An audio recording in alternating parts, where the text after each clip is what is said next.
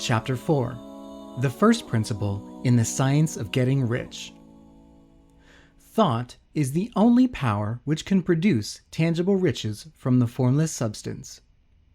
The stuff from which all things are made is a substance which thinks, and a thought of form in this substance produces the form. Original substance moves according to its thoughts. Every form and process you see in nature is the visible expression of a thought in original substance. As the formless stuff thinks of a form, it takes that form, and as it thinks of a motion, it takes that motion. That is the way all things were created. We live in a thought world, which is part of a thought universe. The thought of a moving universe extended throughout formless substance, and the thinking stuff moving according to that thought took the form of systems of planets and maintains that form. Thinking substance takes the form of its thought and moves according to the thought. Holding the idea of a circulating system of suns and worlds, it takes the form of these bodies and moves them as it thinks.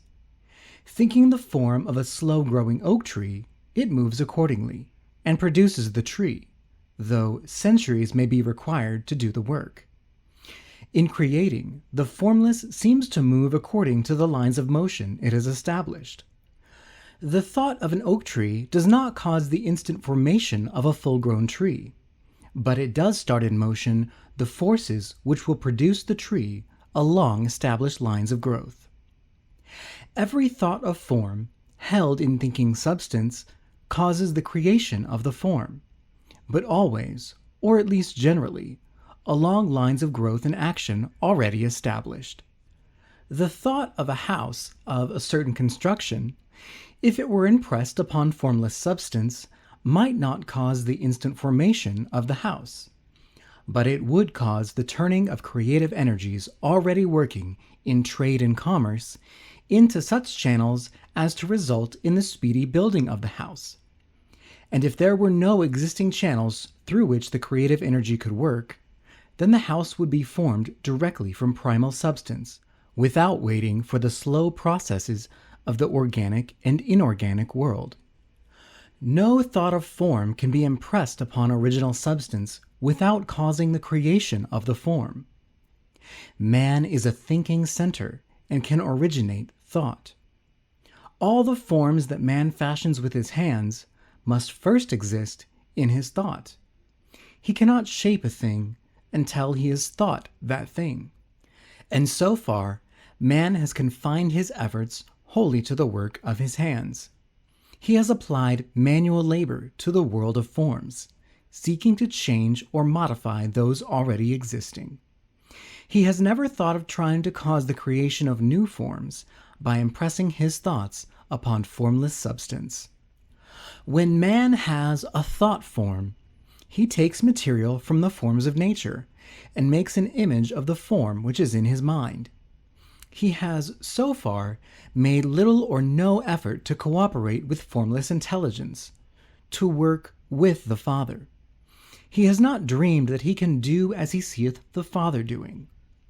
Man reshapes and modifies existing forms by manual labor. He has given no attention to the question whether he may not produce things from formless substance by communicating his thoughts to it. We propose to prove that he may do so, to prove that any man or woman may do so, and to show them how. As our first step, we must lay down 3 fundamental propositions. First, we assert there is one original formless stuff, or substance, from which all things are made. All the seemingly many elements are but different presentations of one element. All the many forms found in organic and inorganic nature are but different shapes made from the same stuff, and this stuff is thinking stuff. A thought held in it produces the form of the thought. Thought, in thinking substance, produces shapes. Man is a thinking center capable of original thought. If man can communicate his thought to original thinking substance, he can cause the creation or formation of the thing he thinks about. To summarize this, there is a thinking substance from which all things are made, and which, in its original state, permeates, penetrates, and fills the interspaces of the universe. A thought in this substance produces the thing that is imaged by the thought. Man can form things in his thought, and by impressing his thought upon formless substance, can cause the thing he thinks about to be created.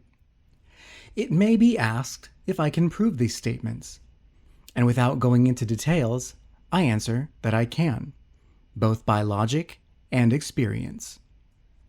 Reasoning back from the phenomena of form and thought, I come to one original thinking substance, and reasoning forward from this thinking substance, I come to man's power to cause the formation of the thing he thinks about. And by experiment, I find the reasoning true, and this is my strongest proof. If one man who reads this book gets rich by doing what it tells him to do, that is evidence in support of my claim. But if every man who does what it tells him to do gets rich, that is positive proof until someone goes through the process and fails.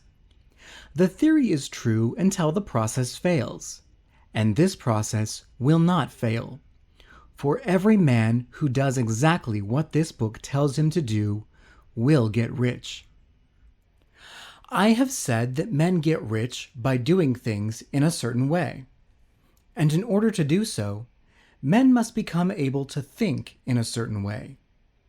A man's way of doing things is the direct result of the way he thinks about things. To do things in a way you want to do them, you will have to acquire the ability to think in the way you want to think. This is the first step toward getting rich. To think what you want to think is to think truth, regardless of appearances. Every man has the natural and inherent power to think what he wants to think, but it requires far more effort to do so than it does to think the thoughts which are suggested by appearances. To think according to appearance is easy. To think truth, regardless of appearances, is laborious, and requires the expenditure of more power than any other work man is called upon to perform. There is no labor from which most people shrink as they do from that of sustained and consecutive thought. It is the hardest work in the world. That is especially true when truth is contrary to appearances. Every appearance in the visible world tends to produce a corresponding form in the mind which observes it, and this can only be prevented by holding the thought of the truth. To look upon the appearance of disease will produce the form of disease in your own mind, and ultimately in your body, unless you hold the thought of the truth, which is that there is no disease. It is only an appearance, and the reality is health. To look upon the appearances of poverty will produce corresponding forms in your own mind, unless you hold to the truth that there is no poverty. There is only abundance. To think health when surrounded by the appearances of disease, or to think riches in the midst of appearances of poverty, requires power. But he who acquires this power becomes a mastermind. He can conquer fate. He can have what he wants. This power can only be acquired by getting hold of the basic fact which is behind all appearances, and that fact is that there is one thinking substance from which and by which all things are made. Then we must grasp the truth that every thought held in this substance becomes a form, and that man can so impress his thoughts upon it as to cause them to take form and become visible things. When we realize this, we lose all doubt and fear, for we know that we can create what we want to create. We can get what we want to have, and we can become what we want to be. As a first step toward getting rich, you must believe the 3 fundamental statements given previously in this chapter. And in order to emphasize them, I repeat them here.